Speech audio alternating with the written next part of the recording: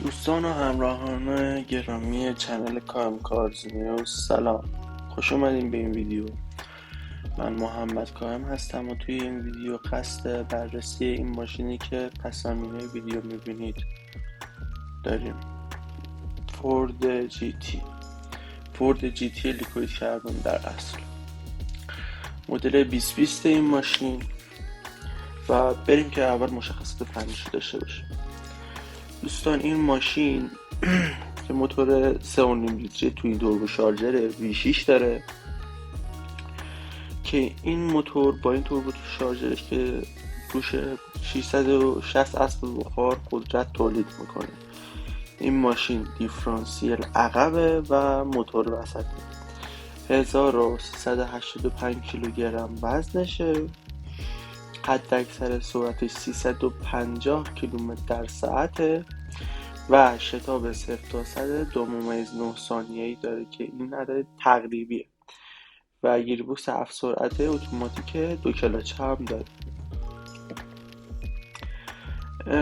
بچه این ماشین خب موتورش که گفتم 2020 با توجه به مدل‌های قبل‌ترش یه تفاوتی داشته و توی موتورش این هیچ تغییر نکرده از لحاظ فنی، ولی تنظیمات پیشرانش رو فورد عوض کرد. در واقع تنظیمات پیشرانه این ماشین رو برای تحویل دور موتور، حد اکثر گشت آور بیشتر در دور موتورهای پایین ارتقا داده. در پس چی شد؟ فورد این موتور ماشین رو در واقع تنظیمات پیشرانه این ماشین رو برای تحویل نهایت گشت آور در دور موتورهای مختلف ارتقا داده. بچه این ماشین خیلی وزنش سبکه و اونم به خاطر بدنه تماما فیبر کربنشه، اگزوزش تیتانیومیه و فورد برای اینکه ماشین حالا یه ذره بیشتر به چشم بیاد، چون فیبر کربن رنگ خودش ماده اگه اشتباه نکنه، یه پوشش براقی روی ادوات این ماشین زده تا بیشتر به چشم بیاد، هم از محافظت کنه از این ادوات، هم به چشم بیادش. این خودرو از نظر آیرودینامیکی هم تفاوت‌های با نسخه معمولی داره که باعث شده هدایت هوا به سمت پیشرانه در عقب ماشین 50% بهبود پیدا کنه. قیمت این ماشین بچه ها بیش از $1,000,000. حالا بچه ها من تاریخچه این ماشین رو هم در آوردم، گفتم حالا بیاید به تاریخچه این ماشین هم پس بپردازیم که این ماشین چی بوده که شده، چون بچه این ماشین یه تاریخچه بسیار جالب و عجیبی پشتش داره که بد نیست بدونید. بچه این عکسی که الان میبینید آوردم روش اولین نمونه ساخته شده این خودروه. فورد این ماشین رو با نام اصلی GT40 اول میسازدش و 40 آخر اسم این ماشین به این دلیله که ارتفاع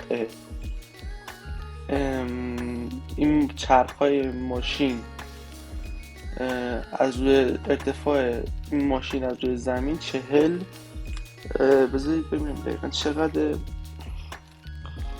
این خودرو با نام اصلی GT40 اولین بار با همکاری فورد و کارول شلبی طراحی ساخته شد در سال 1960. عدد 40 آخر اسم این خودرو به این دلیل گذاشته شد چون این خودرو از سطح زمین 40 اینچ، درسته، 40 اینچ یا 100 سانتی متر ارتفاع داره.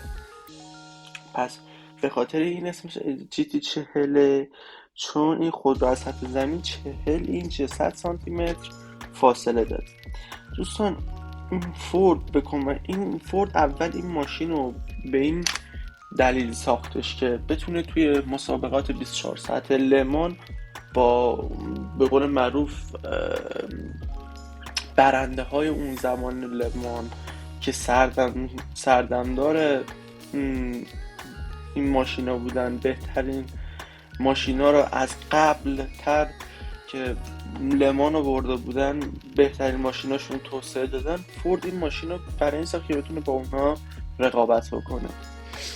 این ماشین رو فورد خیلی اون موقع نزدیک $2,000,000 هزینه میکنه که این ماشین رو بسازه تا بتونه با رقبای اون موقع خودش که یکی از رقباش فراری بود بتونه رقابت بکنه. و خب در نهایت که این ماشین ساخته شد به یکی از جدی‌ترین رقیبای فراری تبدیل شد و حتی تونست بعد از اینکه فورد این ماشین رو ساخت 3 سال متوالی، یعنی از 1966 تا 1969 برنده مسابقات لمان 24 ساعته باشه. دوستان اگه نمیدونید مسابقات لمان چیه، ببینید دوستان، مسابقات لمان یه مسابقه 24 ساعته توی 24 ساعته است که یه مسیر تقریبا فکر میکنم 10 کیلومتر باید داشته باشه، دقیقا نمیدونم. 10 کیلومتر مسیره که توی یه سری از جنگل های کشور فرانسه رد میشه، مسیرش توی اونجاست، توی کشور فرانسه است. یه مسیر 10 کیلومتری داره و ماشینا رو سخت‌ترین تست مقاومتی این ماشینا توی اونجا برگزار میشه. این ماشینا بچه‌ها 24 ساعت رانندگی میشن توسط حالا اون تیم سازندشون و حالا هر ماشینی که در آخر دووم بیاره و بهترین رکورد سرعتی و زمانی رو داشته باشه خب اون برنده میشه. این ماشینا 24 ساعت تحت تست قرار میگیرن، تحت رانندگی پرفشار قرار میگیرن که ببینن کدوم ماشین در واقع از بین میره. و خیلی مهمه ماشینی که میسازن کمپانیا ماشینای مستحکم و مقاوم باشه در این شرایط. شما فرض کنید دیگه 24 ساعت کم از این 24 ساعت 1/5 این زمان و 1/4 این زمان رو دور موتور 7000 دور در دقیقه این ماشینا طی میکنن و به خاطر همین خب خیلی باید از مقاومت زیادی برخوردار باشید. از موضوع اصلیمون بچه فارغ نشیم. هدف از ساخته شدن خودرو رقابت در مسابقات لمان 24 ساعته با رقبای زمان بود.